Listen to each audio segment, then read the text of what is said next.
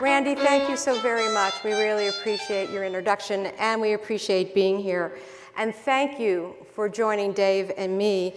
There are some situations, some challenges, some issues that women face more predominantly.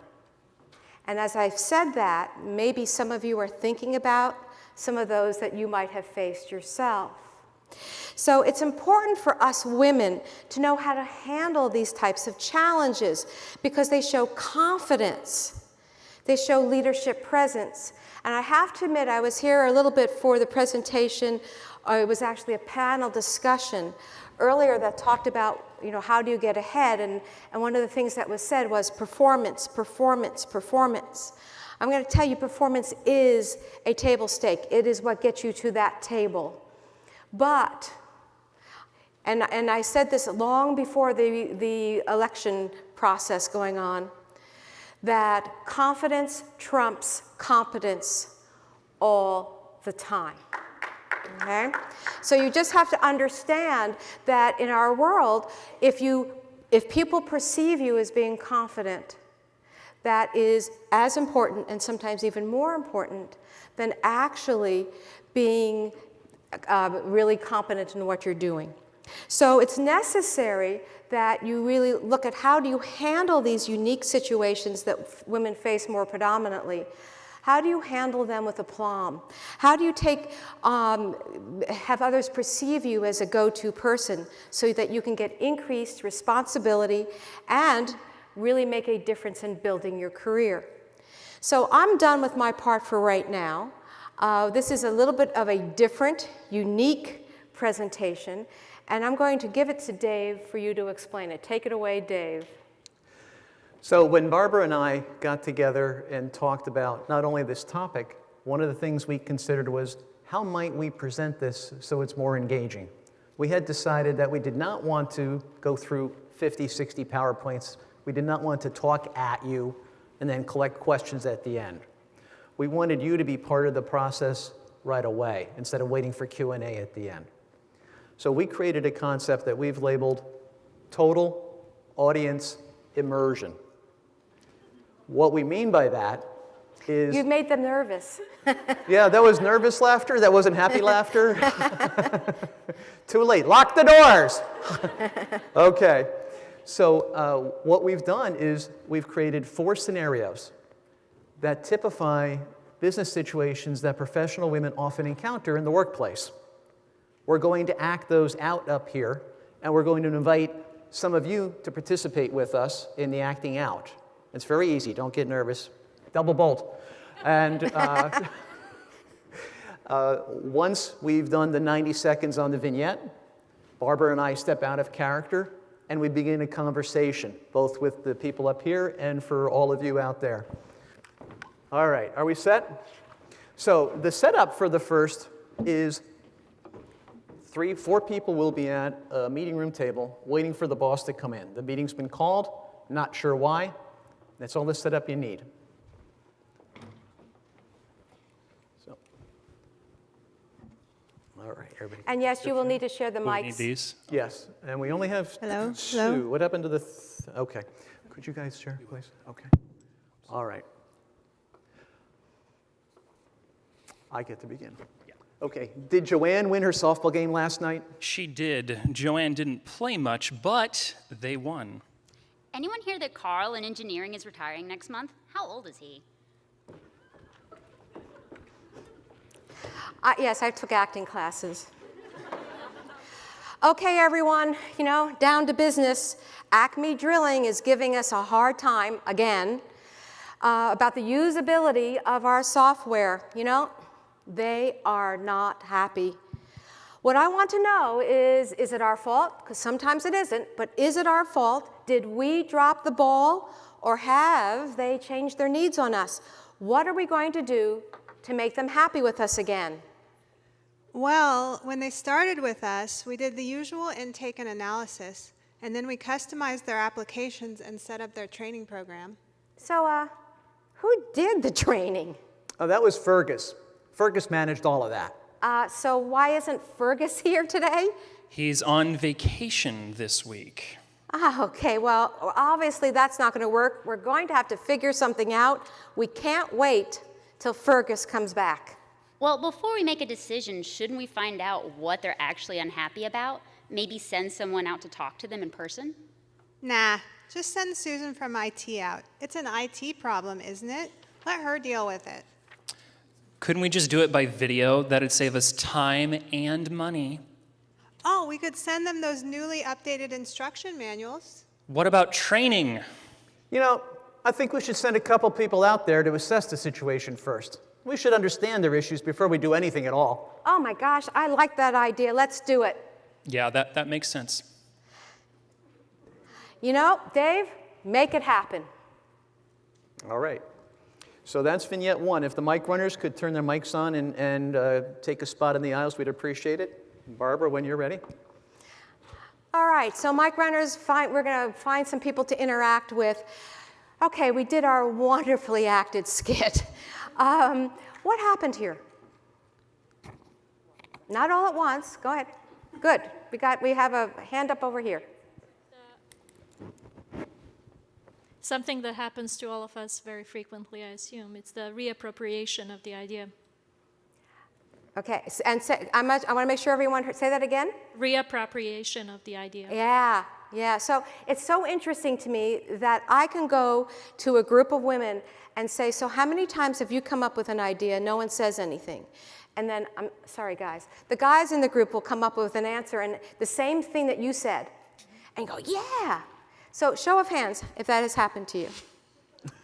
2? Yeah, it's not that unusual that happens, even in today's enlightened society and business workplace. So this happens a lot. So in this case, it was Y over here who got walked on. I'm going to have her read it again, not right now, but in a little bit I'm going to have you read it. But if you were Y in this situation, what are some things that you could do to take back your power, take back the visibility? Any ideas? Did I see? Come on, don't be shy. Oh, good. So you can say something like, yeah, I'm glad you picked up on my idea, and then continue what would have been, some follow-on and what would be better with that, or how to improve it a little bit more. Absolutely. Any other thoughts about how to do that? I think we got it. I think you, absolutely. There is no reason why you can't say ditto, or I'm so glad you agreed with me. Those are absolutely ways to make yourself visible again. We have a hand over here. Yeah. I'm just wondering how you do it without looking like the B word. Because I find I want to do it, but I think if I say, oh yeah, like I said, people will be like, oh, she's just being whatever. Aha. And that notorious B word, right? I have some thoughts, but anyone from here? What can you do so that you don't come across shrill or that you're looking like you're being really picky or whatever? Any thoughts? Yes, we have one back here.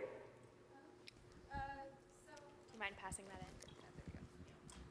So like in that situation, I could have said, you know what, Dave, I know you're really busy doing something else and I've been working on the training a lot. Do you mind if I take this one? So acknowledge that he's working on other important stuff.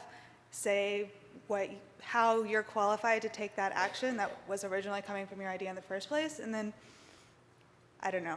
I wouldn't think that, if I was in that situation, I wouldn't think that was coming off as a B. I mean, everything depends on the culture and the feelings that are in the group. So it depends on the situation. But I think we see another hand over here. Yes. I think it's also important to have an advocate in the meeting. So I know in my company, I have some friends who they actively acknowledge me when I make a point. And if someone else steals the idea, they're like, oh yeah, wasn't that your idea first or something like that? So if you have someone else's back and they have your back in a meeting, it really helps the ideas to be yours versus someone else. I love it.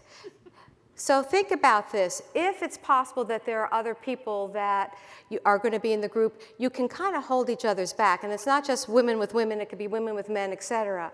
that they will support you, that because it's not just you who might have to say, oh, I'm so glad you agree with my idea, Dave, or whatever. It could be other people in the group doing it, so that would be one way to get around that notorious B word that was there. Someone else does it for you. So if you can kind of talk ahead of time with a group of people that you work with and kind of support one another, what a great culture that it would be. Okay, so it's all a matter of style in terms of if you come across too hard. And this is true for men and women. So this is not just a woman's issue, except women have what is called a double bind. We have a very narrow, I think of it as a tube, we have a narrow path of what is considered acceptable women behavior.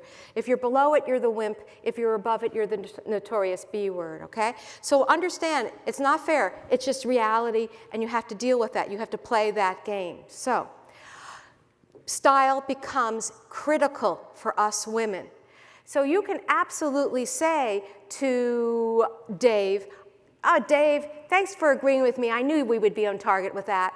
Just the way I put a lilt in my voice, I didn't come across, Dave, that was my idea. I mean, I'm not coming across hard.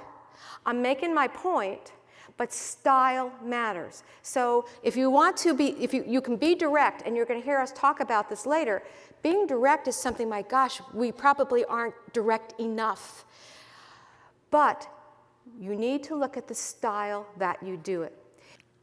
As women and as employees, we're trained from a very young age to apologize for whatever we're saying. So in her line, you can hear her saying maybe and shouldn't we, rather than, I'm assuming his line, if I'm remembering it correctly, said something along the lines of, let's send someone down there.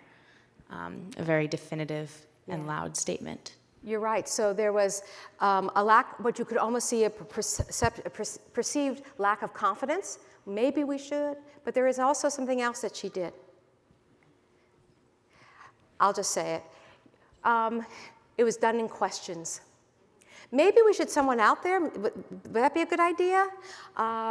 Read it again, please. You didn't know that you were going to, this was a repeat performance. This is a lot of work. I know. A lot. And she's going to want to be paid for this, I'm sure. Maybe we should send someone else to talk to them in person. As the question, maybe we should send somebody out there in person. And the other one? Shouldn't we find out what they're unhappy about? Yeah, all questions. One of the things that women have tended to do is that when we try to be direct, to soften it, we have been socialized to do it in the polite way, to do it in the form of a question. When you do it in the form of the question, it loses its some of its power, not all of its power, but it loses power when you ask it. When you give her your suggestion as a question, it loses power. And so often we do that. We've been trained to do that. So I'm going to say you can train yourself out of it.